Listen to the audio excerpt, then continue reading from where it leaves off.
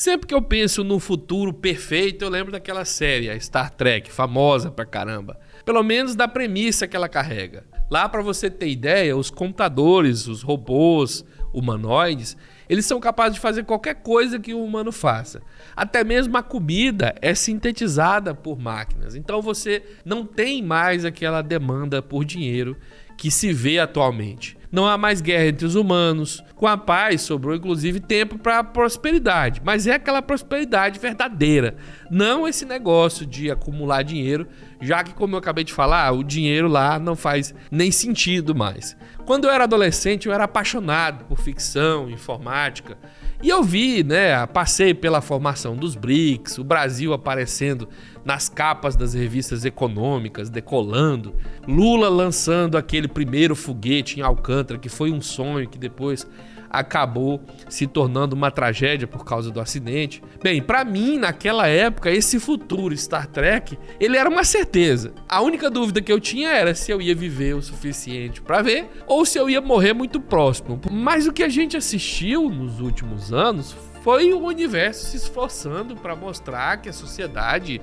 pode retroceder de uma forma muito poderosa sob essa perspectiva. Na política, veio o Bolsonaro, que é simplesmente o pior presidente de todos os tempos. Nas redes sociais veio o TikTok, que ajuda a emburrecer as pessoas, inclusive do ponto de vista técnico, tomando cada vez mais o controle do que você assiste, desincentivando que você siga as pessoas que você gosta. Na saúde veio as superbactérias causando morte, apesar dos nossos poderosos antibióticos, veio a Covid-19, a paralisação totalmente ideológica das pesquisas de genética. Na economia veio a uberização, que simplesmente acaba com qualquer capacidade do trabalhador de fazer uma previdência e de ter uma qualidade do seu trabalho. Na segurança pública veio uma polícia ainda mais violenta, retroalimentada inclusive pelo Bolsonaro, se tornando cada vez mais golpista. E na sociedade como um todo, essa burrice avassaladora que transformou as pessoas incapazes de ler um texto simples e de interpretar, mas não por falar que é texto. Às vezes você está conversando com a pessoa e ela simplesmente não consegue entender o que você tem a dizer. Em grande parte incentivado pelo ódio que transformou os brasileiros de pessoas amistosas e caridosas em pessoas mesquinhas e que preferem dar as suas caridades, você sabe para quem. Eu sei que a gente, na minha opinião, retrocedeu aí pelo menos uns 50 anos. O que eu vejo é que, curiosamente, um mesmo sistema de abstração que afasta as pessoas do conhecimento propriamente dito de como as coisas acontecem, mas que garantiu que essas mesmas pessoas, mesmo sem entender, desfrutassem da prosperidade dos bens e serviços produzidos pelos avanços dessa tecnologia, transformou a sociedade numa espécie de zumbi, mimado, exigente e facilmente manipulado, inclusive pela extrema-direita, e autodestrutivo. Uma vez que são pessoas que não precisam saber como as coisas são feitas, elas passam a criticar, duvidar e achar que é fácil com uma simplicidade assustadora. E se tornaram um prato cheio para aquele conservadorismo oportunista, reacionário e retrógrado que, por meio de um bombardeio de desinformação nunca antes visto, disseminou o medo no coração dessas pessoas, manipulou essa massa e acabou jogando elas contra o próprio futuro que seria bom para elas. Essas pessoas que não conheciam os processos, mas estavam aos poucos fazendo parte, elas começaram a se sentir párias, alheias. No instante você parece não fazer parte daquilo, você não tem formação acadêmica, sua educação não é muito boa.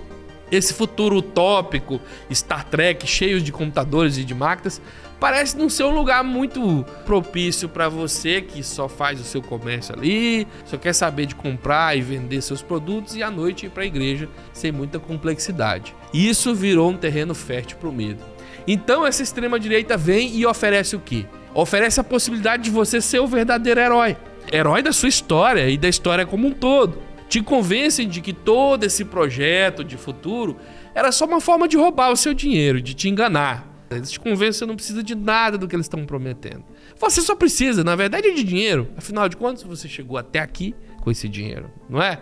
E agora que todos são traidores, você não precisa mais de empatia. Você pode passar por cima deles, desses caras que te traíram. Tudo é seu. É só chegar e tomar. E para piorar, Deus ainda está contigo. Esse mecanismo é de fato extremamente poderoso e esse ressurgimento da extrema-direita não foi por acaso. Essas pessoas estão hoje entupidas do sentimento de libertação. São inalcançáveis. Pois eles, como eu disse, eles acordaram. A gente não sabe muito bem de que eles acordaram, mas eles se sentem despertados. Nos debates, nos textos, nas falas, você nota que eles não entendem de lógica, não fazem sentido, não sabem a diferença entre fato e opinião. São como primatas, só que primatas rudimentares, né? Em coletivo, eles se entendem, e esse é o ponto. Eles se aplaudem e se apoiam. E encontraram nas redes sociais, inclusive, formas de não se sentirem tão solitários. Por isso, tantos grupos de Telegram no submundo aí das coisas. E eles vão te jogar fezes, assim como os macacos, vão rir, se abraçar, comemorar e sair com a convicção de que cumpriram a sua missão e que venceram o debate. Eles possuem, inclusive, uma espécie de ejaculação precoce intelectual, um termo que eu criei lá no começo do canal, porque eles, quando tentam raciocinar e até estabelecem alguns passos importantes no seu raciocínio, eles já param. Na primeira resposta que aparece para os questionamentos deles, que agrade e que seja extremamente incorreta, e aí nessa primeira resposta eles já param, não entendem de jeito nenhum que o raciocínio é uma coisa contínua, que quanto mais você levar em consideração fatores, mais você chega perto da resposta ideal, né? Pelo menos a possível. Uma vez que eles são desprovidos de profundidade filosófica e estão inseridos aí nessa sociedade capitalista do espetáculo, eles estão plenamente convencidos de que o acúmulo de dinheiro que muitos deles apresentam são as provas cabais de que todo esse raciocínio atrapalhado, estupefato, tá certo.